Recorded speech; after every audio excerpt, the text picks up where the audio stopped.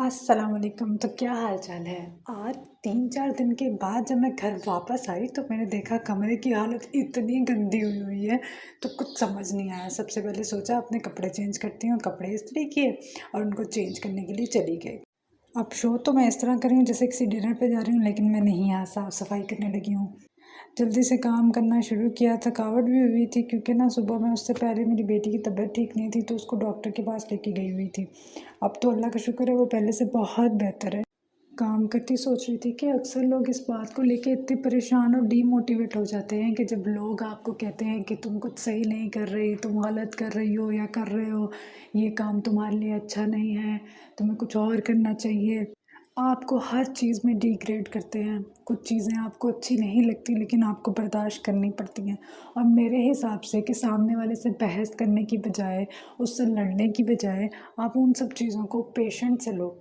वो जो आपके अंदर एक गुस्सा है और एक एक चिढ़ है, जो भी है उसको अपने अंदर ही रखो और वो सारी चीज़ आप सामने वाले पे निकालने से अच्छा है अपने वर्क पे निकालो। जो आप करना चाहते हो, जो आपका पैशन है, उसमें ये सारा जुनून आप लगाओ और एक दिन यही लोग बोलते हैं कि वाह! मुझे पता था तुम ये करके दिखाओगे, वाह! मुझे पता था तुम ये करोगी।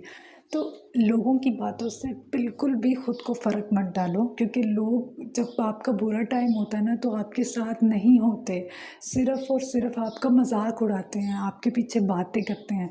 और जब आपका अच्छा टाइम आता है ना तो यही लोग उठ के कहते हैं कि हाँ, हम तो तुम्हारे साथ हैं, हमें पता था तुम कुछ करोगी, तुम ये तुम वो। इनको सिर्फ इग्नोर करो। अगर तो किसी की बात को अपने दिल पे लेना है या किसी से प्यार करना है, तो मुझे लगता है वो सिर्फ़ और सिर्फ़ अपनी फ़ैमिली है। अपनी फ़ैमिली से प्यार करो, उनकी बात सुनो, उनसे मशवरा लो।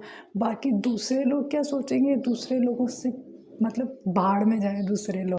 अब ये मेरी बेटी है, मैं काम कर रही हूँ तो वो थोड़ी चिड़चिड़ी हुई है क्योंकि उसकी तबीयत ठीक नहीं थी, तो वो मुझे कह रही है मुझे उठा के रखो। मैं उसको उठा रही हूँ पर मुझे इससे कोई मसला नहीं है, तकलीफ़ नहीं है, क्योंकि वो मेरी बेटी है, क्योंकि मैं उससे प्यार करती हूँ, वो मेरी फ़ैमिली है, उसके लिए मैं हर चीज़ का सैक्रिफ़ाइस कर सकती हूँ, क्योंकि मुझे पता है कि वो भी मुझसे प्यार करती है। उसके दिल में भी वही चाहत होगी, चाहे शायद थोड़ी कम हो लेकिन होगी मेरे लिए। तो दूसरे लोगों के दिल में ना तो ऐसी चाहत होती, ना उनको आपका ख़्याल होता, ना कुछ, बस वो बोलते ही हैं। तो उनको बोलने दो, भाड़ में जाओ, उनके लिए कुछ भी सैक्रिफ़ाइस मत करो।